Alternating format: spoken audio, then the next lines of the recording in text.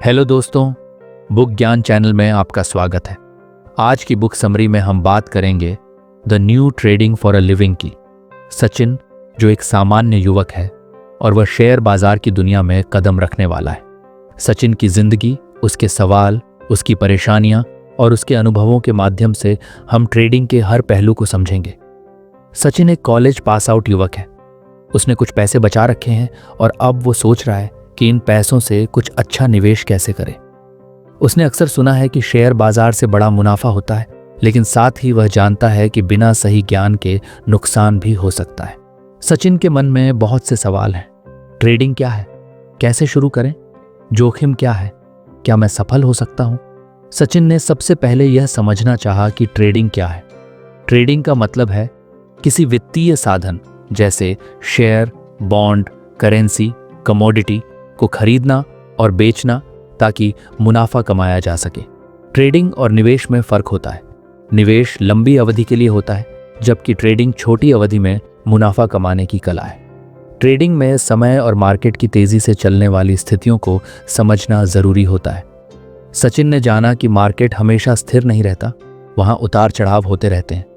Market में भाव बदलते हैं। सूचनाएं, खबरें, आर्थिक बदलाव मार्केट को प्रभावित करते हैं। सफल ट्रेडर वही है जो इन बदलावों को समझकर निर्णय ले सके।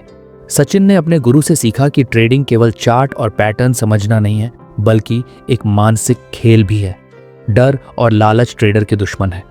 अनुशासन, धैर्य और संयम जरूरी है। बिना योजना के ट्रेड करना खतरा है। सचिन ने पहली बार एक छोटे शेयर में ट्रेड किया। शुरुआत में उसे बहुत उत्साह था, पर मार्केट उलट आ गया और उसे नुकसान हुआ। उसने महसूस किया कि केवल भाग्य से कुछ नहीं होता, बल्कि ज्ञान और योजना चाहिए। सचिन ने तय किया कि वह बिना ज्ञान के आगे नहीं बढ़ेगा।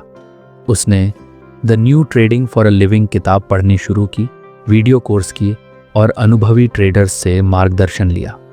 जैसे चार्ट क्या होते हैं, बाजार कैसे काम करता है, ट्रेडिंग की विभिन्न तकनीकें। सचिन ने एक योजना बनाई। वह छोटे निवेश से शुरुआत करेगा, मॉक ट्रेडिंग करेगा, हर दिन अपने ट्रेडिंग जर्नल में नोट्स रखेगा। सचिन ने जब मार्केट में और गहराई से कदम रखा तो उसने महसूस किया कि सिर्फ कंपनी के बारे में जानकारी लेना या खबरें पढ़ना काफ़ी नहीं है। मार्केट की कीमतें लगातार बदलती रहती हैं और उन बदलावों को समझना ज़रूरी है। उसने पूछा, चार्ट क्या होते हैं? ये कैसे मेरी मदद कर सकते हैं?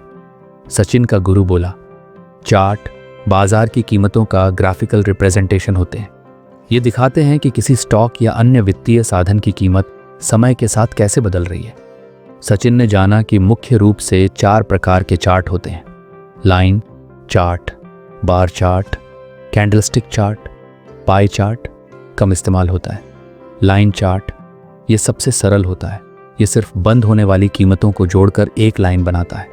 बार चार्ट ये हर समय अवधि के लिए उच्चतम, न्यूनतम, खुलने और बंद होने वाली कीमतों को दर्शाता है। कैंडलस्टिक चार्ट सबसे लोकप्रिय और जानकारीपूर्ण चार्ट। इसमें हर समय अवधि के लिए ओपन, हाई, लो, क्लोज कीमतें एक मोमबत्ती की तरह दिखती हैं। सचिन ने कैंडलस्टिक पैटर्न सीखना शुरू किया। हर कैंडलस्टिक बताती है कि बाजार में उस समय अवधि के दौरान खरीदार और विक्रेता किस तरह सक्रिय थे। लॉन्ग ग्रीन बॉडी ये बताता है कि खरीदारों का दबदबा था। लॉन्ग रेड बॉडी इसका मतलब था कि विक्रेता हावी थे।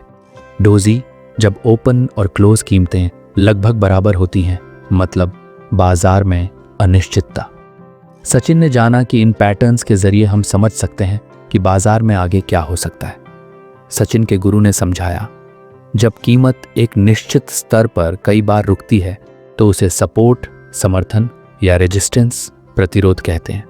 सपोर्ट वह स्तर है जहां खरीदार सक्रिय हो जाते हैं, जिससे कीमत नीचे गिरने से रुकती है। रेजिस्टेंस वह स्तर है जहां विक्रेता सक्रिय हो जाते हैं, जिससे कीमत ऊपर बढ़ने से रुकती है।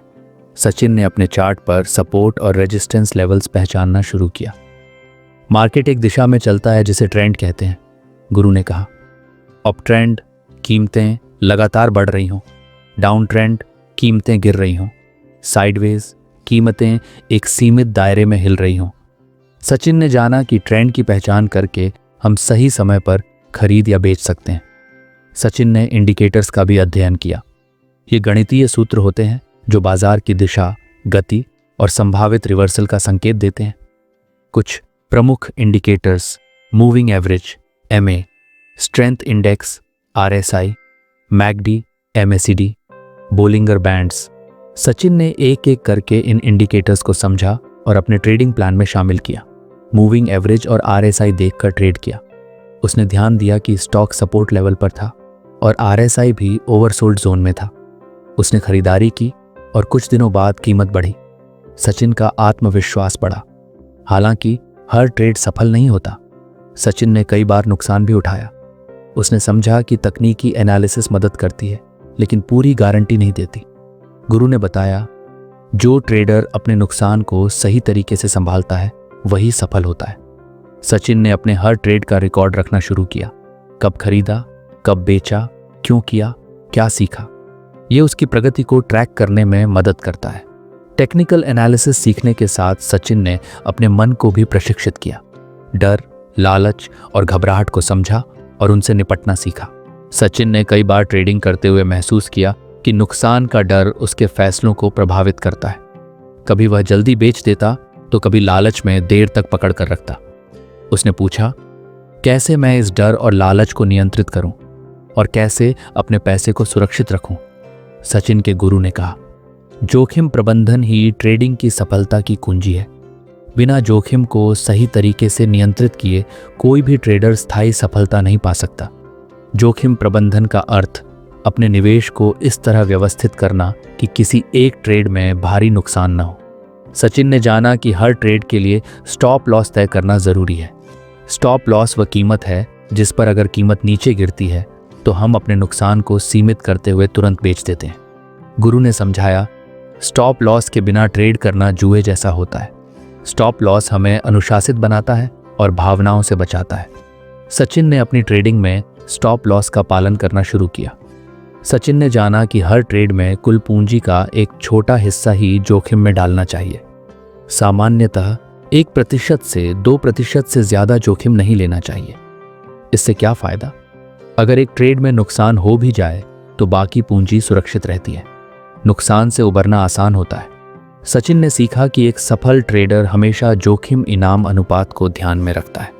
मतलब जो जोखिम वह उठा रहा है उससे ज्यादा लाभ का लक्ष्य रखना चाहिए। उदाहरण, अगर स्टॉप लॉस 100 रुपये का है तो लक्ष्य कम से कम 200 रुपये का होना चाहिए। गुरु ने सचिन को सलाह दी कि बिना प्लान के ट्रेड करना खुद को नुकसान में डालना है। ट्रेडिंग प्लान में शामिल होना चाहिए। ट्रेड करने का कारण, एंट्री और exit point, stop loss setting, जोखिम प्रबंधन नियम। सचिन ने अपने लिए एक सख्त ट्रेडिंग प्लान बनाया और उसका पालन किया। सचिन ने महसूस किया कि ट्रेडिंग में सबसे बड़ा दुश्मन उसकी अपनी भावनाएं हैं।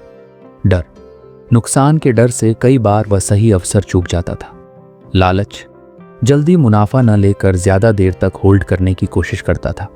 गुरु ने बताया, डर और लालच को नियंत्रित करने के लिए अनुशासन और आत्मविश्वास जरूरी है। ट्रेडिंग प्लान का पालन करो और अपनी भावनाओं को अलग रखो। सचिन ने ध्यान, योग और सकारात्मक सोच के अभ्यास शुरू किए।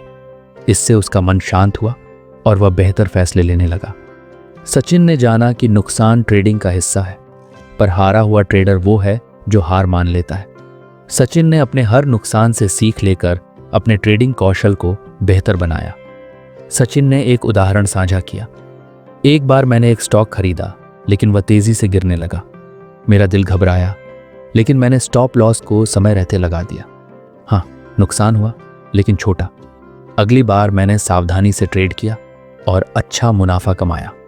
दोस्तों, जोखिम प्रबंधन और मनोवैज्ञानिक नियंत्रण ट्रेडिंग के दो सबसे अहम पहलू हैं।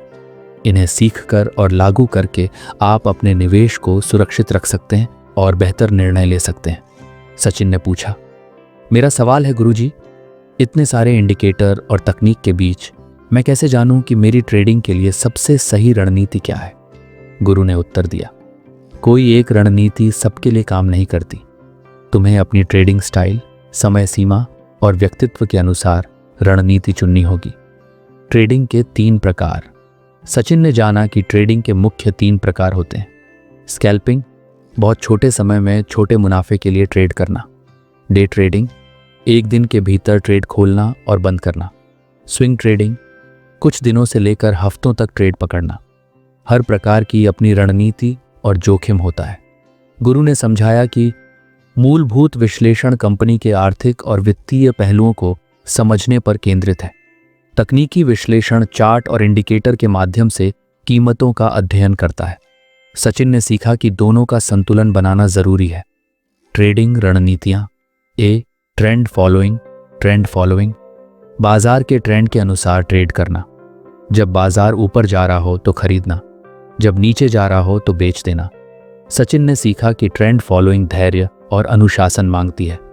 बी, काउंटर ट्रेंड, ट्रेंड के विपरीत दिशा में ट्रेड करना जब लगता है कि ट्रेंड खत्म होने वाला है। जोखिम अधिक होता है, इसलिए यह अनुभवी ट्रेडर्स के लिए बेहतर है। सी, ब्रेकआउट ट्रेडिंग, कीमत किसी सपोर्ट या रेसिस्टेंस लेवल को तोड़ने पर एंट्री लेना।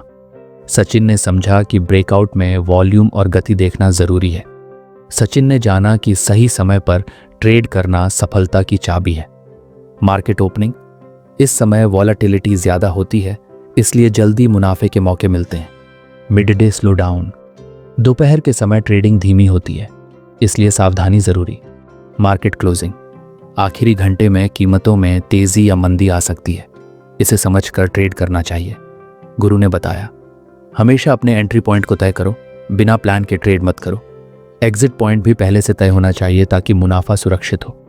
सचिन ने अपनी स्क्रीन पर कुछ ट्रेडिंग सॉफ्टवेयर के जरिए यह अभ्यास किया। सचिन ने सीखा कि हर ट्रेड की डिटेल्स को रिकॉर्ड करना बहुत जरूरी है। कब खरीदा, कब बेचा, क्यों खरीदा या बेचा, क्या सफल रहा, क्या गलत। यह अभ्यास उसे सुधार की दिशा दिखाता है। सचिन ने महसूस किया कि रणनीति केवल जान लेना ही काफी नहीं, उसका सख्ती से पालन करना चाहिए। इमोशंस को अलग रखकर निर्णय लेना। अगर रणनीति काम नहीं कर रही तो उसे ठीक करना या बदलना। सचिन ने जाना कि मार्केट हमेशा बदलता रहता है, इसलिए खुद को अपडेट रखना और रणनीतियों में सुधार करते रहना जरूरी है।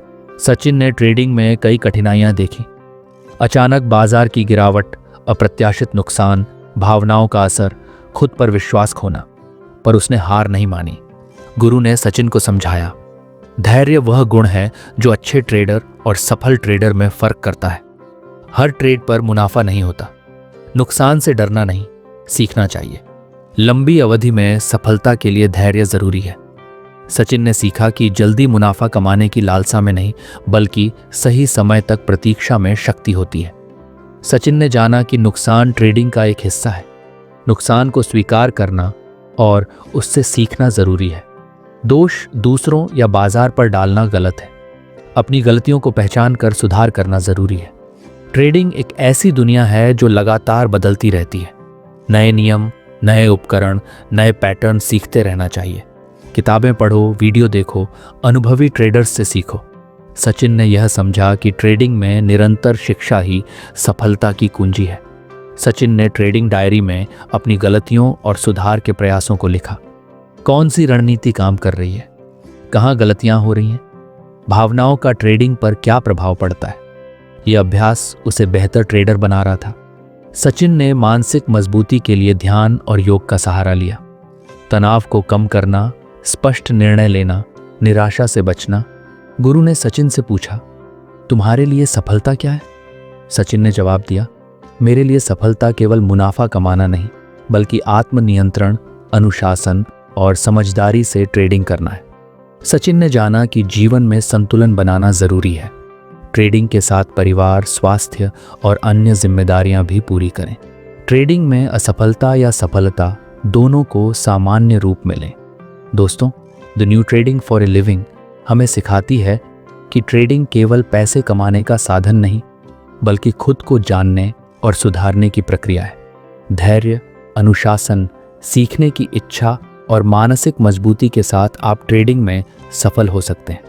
इस सीरीज में सचिन की यात्रा आपको दिखाती है कि सही मार्गदर्शन और मेहनत से आप भी ट्रेडिंग में महारत हासिल कर सकते हैं। अगर आपको यह बुक समरी पसंद आई हो तो लाइक करें, शेयर करें और सब्सक्राइब करना न भूलें। आपके सुझाव और सवाल कमेंट में ज़रूर लिखें।